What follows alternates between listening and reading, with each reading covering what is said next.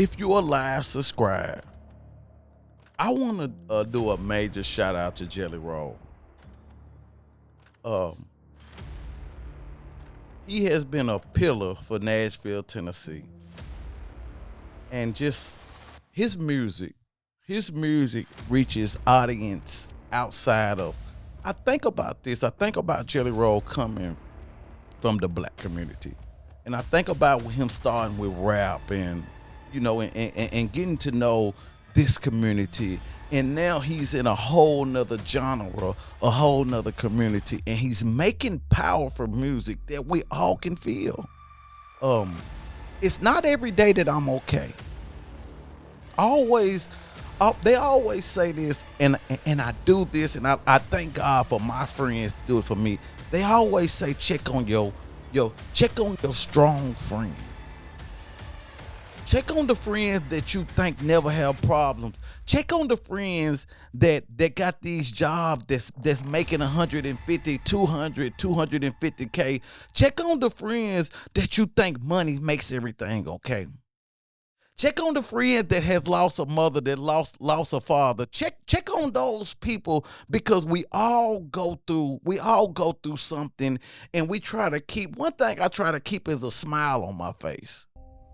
But I keep a smile on my face because I know tomorrow is not promised, and I know tomorrow is promised. You know what I'm saying? Tomorrow is promised for some of us, and it's the positivity for me. And so I just wanna thank JellyRoll, man, for making music that's touching genres of people, that's touching the black community, that's touching the white community, that's touching the Latin and Asian communities, because we all need that. You know what I'm saying? I'm a fan of music. As you grow older, I just don't like rap. I like country. I like jazz, and we need more music like that to keep us fed. And so shout out to JellyRoll. One, and just start, I want to shout out to SEA Awards. This award meant so much to me. And before I want to talk about the fentanyl epidemic. And that's why I want to go with this show, because I want to lift that up. But I want to say shout out to the SEA Awards. It's one thing, I know everybody like the Grammys and everybody like the Oscars, but it's one thing to be noticed by your people. It's one thing to be noticed when you're putting in the hard work, when you're putting in countless hours on your craft, when you just ain't getting people a video, you ain't coming on here just talking about nothing, and to be noticed from your own people. I mean, this is probably be the biggest award that I've ever get. I know I got a lot of awards coming, but this right here, this will be the biggest award I ever get, because these are coming from people that saw me when I didn't see myself, because I'm just doing it. I'm just doing the work. I'm just doing my God gift of talent. I'm just doing the work. I'm just feeding the people. And I know they like it, because they tell me, shout out to all the people that the DMs and when they see me out. And so I think we have normalized, in the black community, we have normalized stuff that ain't even normal. Shout out to Bun B and all he's going through. And I can just imagine somebody pointing a gun to my wife's head, and me happen to deal with that trauma, because it's not regular. You know, we come up in a neighborhood to where we used to shooting and going back and forth and killing our people, and we think it's regular, and it's not. We are so mad because they take up for Trump. We are so mad because his people take up for him. And we should be inspired by that, and we should reflect on our people. Are our people taking up for us like that? And that's what I'm talking about today. I'm talking about this silent epidemic of fentanyl in the hood. I did some research on it, and I have never known a drug that started with liquid. I have never known a drug that started with liquid and acid, and um and I think about this, and I want to talk about the Mexican border. I want to talk about the U.S. I was in Mexico one time, and I can tell my story because I've been there and I've been charged for it and I've done my time for it. But I was in Mexico one time, and big weed guy. I always been fantasized with weed. You know what I'm saying? And so coming from the neighborhood, I always try to figure out how can I capitalize, how can I make more. So I went to Mexico and I met some Mexicans one time. And if you guys ever see that big old thing that looked like it got water and it's a big old round thing, when I got to Mexico, I was a little timid, but I wasn't. I was young, and I was just on the grind, and I just felt like I'm gonna do anything to get the money. So they was taking me to a place. It was off-road, and they was going through the grass and trees and circling and all. It took us an hour to get to the place. And so once we got to the place, it was a big old building. It wasn't even no lights in it. We was having to use our cell phones for the lights. And you know, nowadays they got names for weed, gelato and wedding cake, and they got all these different sources of weed and names. It was a little different back when I was there. When I went in this place, it was the first floor, the second floor, the third floor. And every time they showed me the weed, it had names on it. That's the Johnson weed. That's the Robinson weed. That's the McCullens. And it was I was like, and I was like, what is the name? They said, these names are the people who actually grow the weed. And I want you guys to hear this because I want you guys to understand what I'm saying. And they was like, these are the actual people that actually grow it. And so they asked me, they was like, okay, when you see something you want, give me the name. Boom, boom, boom. So this is what I said. I like the Johnson, I like the Robinsons, and I like the McCullers. And so that's what they sent out. But I say that to say, Mexico, that was their number one source of money, weed, because they was able to grow it, and it was the cheapest source. Because you got to think, even when it comes to that, when it goes from this hand to that hand, it might start at $100. When this hand it get is $300. When this hand get is $500. When this hand get is it's $1,000. And so that was their source of money. And so I was wondering why my guy was telling me this story, and it brought to my conscience. I was saying, okay, U.S. has took their source of money. Because now we got growing fields and we're legalized. And so that shut out Mexico. If you didn't know anything about Mexico, they're connected to the U.S. border. And so the U.S. cut out their source of income. And I sit down and thought, but I was like, wow, that's very interesting. That's very interesting. And so this is why I want this story. It's always something that you're hiding that you don't want nobody to know about. I think about, I'm an 80s baby. And I think about this one time when I must have been up all night. I was just, it was one of those days, it was one of those nights, I was in my mode. And my friend had a brand new Cadillac at the time. He was like, hey, P, you can use the Cadillac. It's fairly 8 or 9 o'clock in the morning. I had to be up all night. I went to the school, shout out to Maplewood High School. I went to the school that I attended. And I just went up there and I caused a lot of chaos. I didn't even remember after it happened. I caused a lot of chaos. And the school security was looking for me, and by that time I was gone. And my mom called me later on that day, And she said, "Hey, Pumpkin, your girlfriend called me and said you was up in school, you had powder on your nose."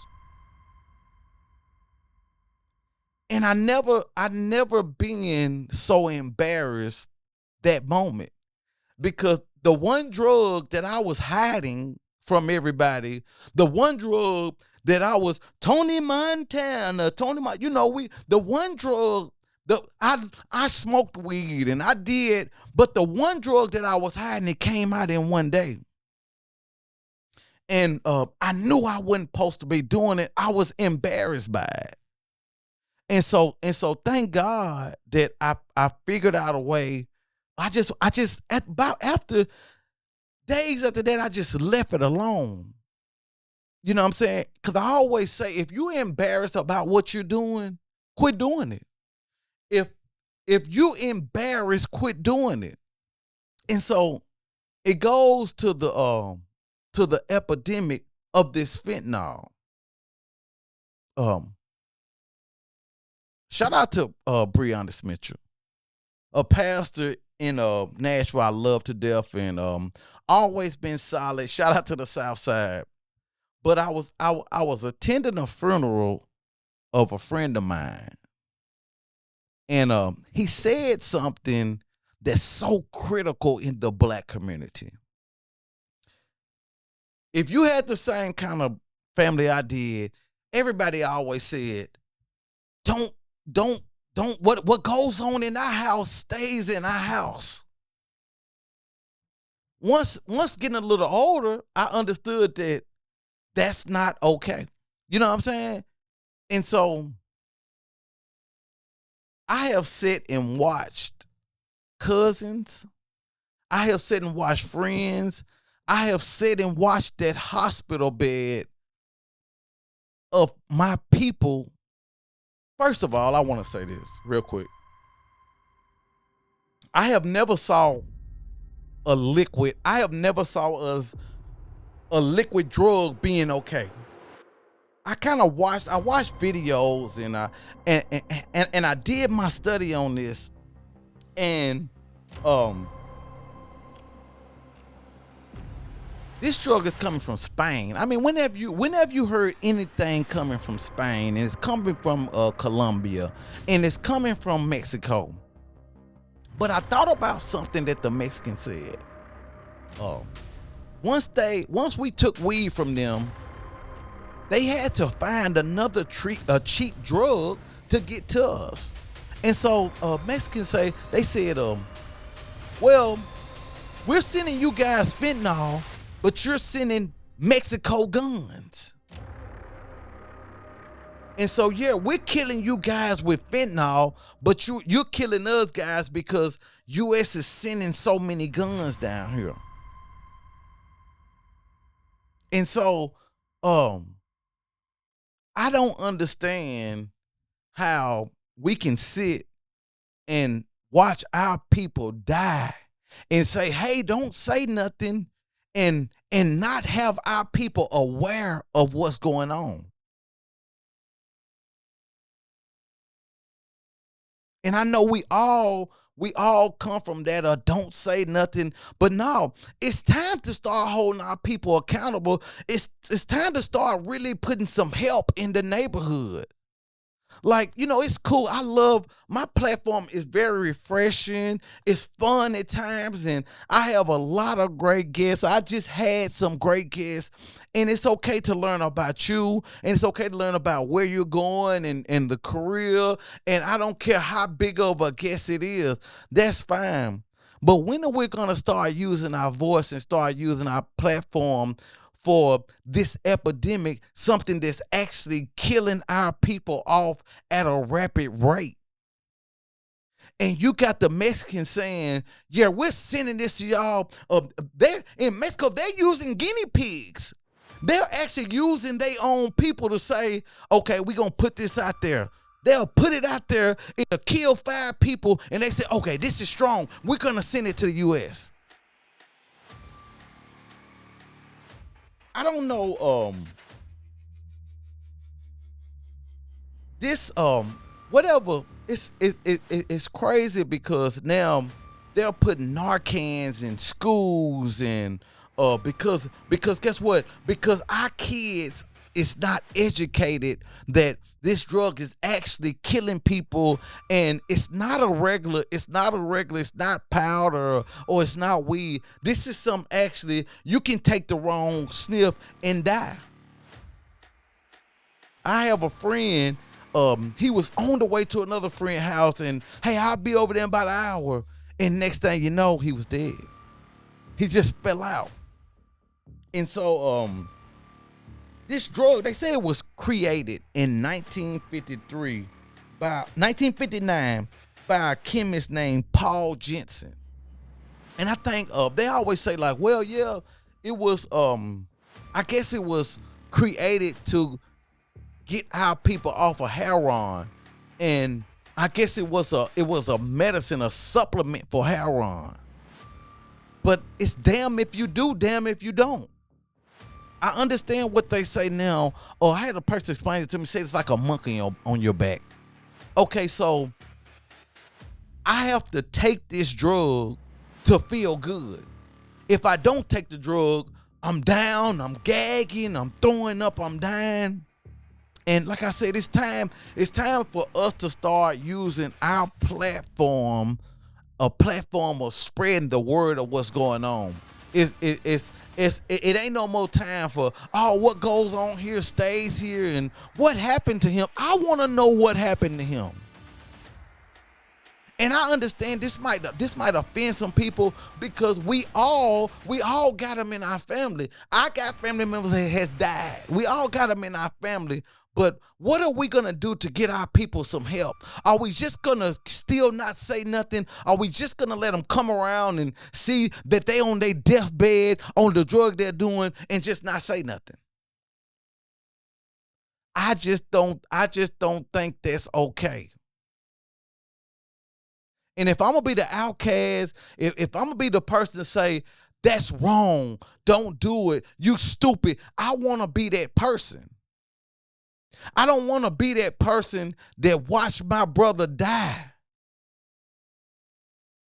I heard Boosie once say, we need to bring crack back. Hell yeah, we need to bring crack back, because I ain't never seen crack kill nobody. Yeah, they might get little, they might get sick, but I haven't never seen crack kill nobody. But you got the Mexicans saying, you guys are sending guns to Mexico, so we're going to send you this deadly drug, and they know it's deadly because they got their guinea pigs in Mexico. And so when they ship it out and people dying off of it, okay, that's good. Let's ship it to the U.S. It's not okay. I'm not going to let it be okay. I'm going to use my platform to speak on it. I know I'm going to offend some people, but yeah, we're at these funerals, we're in the hospital, we're watching our people dying, and we're not saying nothing. We're not going online and say, hey, this drug is killing people. Maybe if we make our people scared of it, a lot of our people won't do it. But a lot of our people are making it cool for our kids to do it. And people are dying at a rate to what I have never seen before. And nobody is saying why they're dying. Nobody is holding them accountable. That's the one thing I got a problem with the black community. We are so scared to hold our people accountable. It don't matter if it's our kids. It don't matter if it's our brothers. It don't matter if our sisters. It's time to start holding them accountable. Maybe they need embarrassment. Maybe they need to come to a family function and say, hey, he do fentanyl. Yeah, maybe he needs to embarrass me. Maybe that might wake him up. I needed something to wake me up, and it woke me up.